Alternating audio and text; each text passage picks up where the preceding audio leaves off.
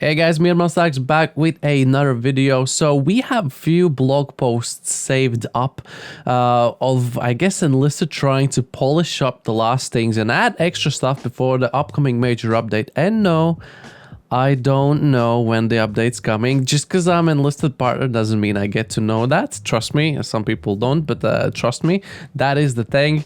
And we got 4 blog posts saved up that I wasn't thinking that they're each individually worth a video, but now we got 4 of them saved up, so we're just gonna quickly scroll through them in one kind of nice, quick, and informative video. So yeah, here we go. We're gonna start off with the oldest one that we haven't touched yet. So we are in the physics in transport vehicles. You can see this is a weird kind of almost looks like an AI generated image. And yeah, if we look at this video here closely, you can see that the wheels are actually turning, the steering wheels, the heads are shaking, like the body reacts to the movement. See, going over the bumps, your soldiers, your comrades actually reacting to the bumps and all that stuff. When the car stops, you can feel kind of a swing in the head, as it should be, acceleration, deceleration, bumps, whatever. And apparently all of the steering wheels are going to be working. So that is pretty cool. Again, something very, you would expect that from the game. But again, it's a little detail that was always a touchy subject for Enlisted, and it's going to be fixed for the next major update. Next one up here, you can see these little remarks here. It says shop here, and the previous one was development. Luckily for us, only one of them is shop on this video, and this is the coming soon LVT4 Water Buffalo. And this is your, well, almost your typical LVT. This is going to be a US APC for Americans, which is amphibious. So this thing is going to be floating. I'm wondering if you intentionally up tier it. Is there any other map you can actually use it while floating apart from Pacific? I can't think of any right now. Maybe some lakes or something, or rivers in other maps. You can probably figure out. Comes in with a really solid firepower. This thing is going to be an absolute menace at low tiers. I don't know what BR is going to be, but yeah, it floats, it drives, it has a lot of crew. The crew is protected here, you can see behind the turrets, which is really cool. I've got a question though about the crew. It says the LVT4 squad will be available for purchase individually. Is that like you're gonna have to buy the vehicle and the squad, or maybe you'll be able to unlock the vehicle in the game, and then if you want a squad you need to buy it? Or for some reason I don't really think we're gonna get anything for free. So you need to if I buy the vehicle and just put my own guys in there, maybe is that an option? Because it sounds like you buy a Barbie and you need to buy a Barbie house separately. So that kind of sucks. Moving on to the next one, teaching the AI how to handle heavy weapons. Again, few questions regards this. Obviously, I understand. It says if you're gonna tell, where does it say that? In your squad, after the update, if you give them the order to destroy an enemy vehicle, they will use their AT rifles and rocket launchers aiming at the most vulnerable parts. Question number 1 is just basically a marking tank is telling my guys to go ahead and run towards it and try and destroy it, or there's going to be another command for AI to let them know that you would like them to go and try and take it out. That's one thing, because if it's just marking the tank and all of your AT guys in the squad just blindly runs towards the tank, it's gonna be a bit suicide run. And then the next line here says, most importantly, don't run into the line of fire.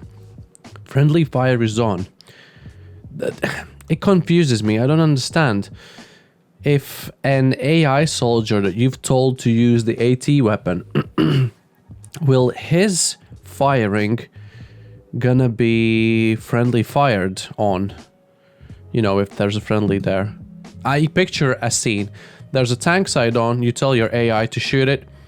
As he pulls out the launcher, a friendly tank drives in the middle and he shoots and hits the friendly tank. Or maybe there's an infantry running by and he shoots and splashes the friendly infantry. Is it gonna take damage?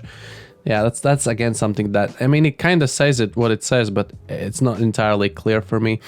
And the next one is the mortar support that go on about talking how sometimes in some situations the AI commanders actually in the game, you know, the AI players, bots as we like to call them. This can happen, for example, if player loses connection to the battle, or perhaps there isn't enough players for the game. In these kind of situations, there's going to be some of the AI that are going to be mortarmen. And at that stage, when there's an AI players on your team, they only need to be relatively useful to actually contribute to the team. So they're just going to bring out their freaking mortars and shell the objectives or defend the objectives with these. So I guess that is pretty cool. They're not going to be running around just getting in your way, drawing fire. They'll just be sitting somewhere quietly and shelling the objectives, which I totally take. And last but not least, the most freshest one, we have the controllable tail gunners. Few questions regarding this one as well.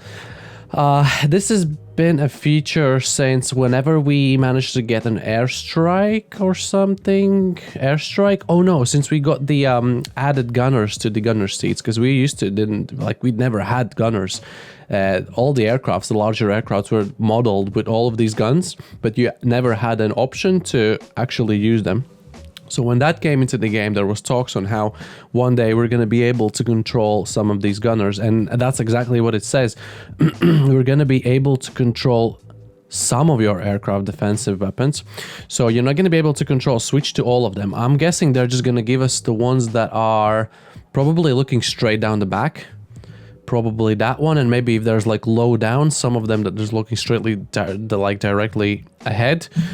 Some of the side ones, I'm not sure if they're going to give us those, because it says after switching to your gunner, you won't lose control of the aircraft. It will continue to fly on the same course, but you can adjust it with ailerons, elevators, and rudders, or by increasing or decreasing the throttle. So basically it's exactly the same as War Thunder, copy paste. You switch to the rear gunner, and by using the keys on the keyboard, not the mouse, because the mouse is going to be responsible now for the aiming the gun, but by using your keyboard and keys, you're going to be able to still control the aircraft, which is cool. I am totally up for it. And then it says in this update, you'll only be able to switch to your tail gunners. Yeah, so basically it confirms you're going to be able to look at the ones that are literally looking straight down the tail.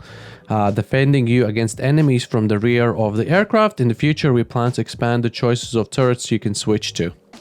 Don't forget to add a gunner. Yeah, don't forget to add the gunner if you haven't already in your bigger aircrafts. And that is it.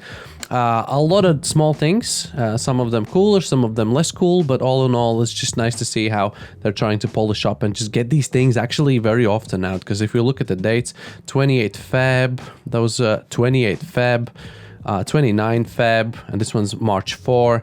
So yeah, they're just pumping these out, and I hope they're working hard, and I wish them to take all the time they need in the March, because they said the Steam launch is Q1, so it should be March. And if the major update comes with it, then take your time, Darkflow, make sure you get the things right, and even if it's the last day of the March, we'll be fine. That's all I have for you guys this time around. Make sure you like and subscribe if you haven't already.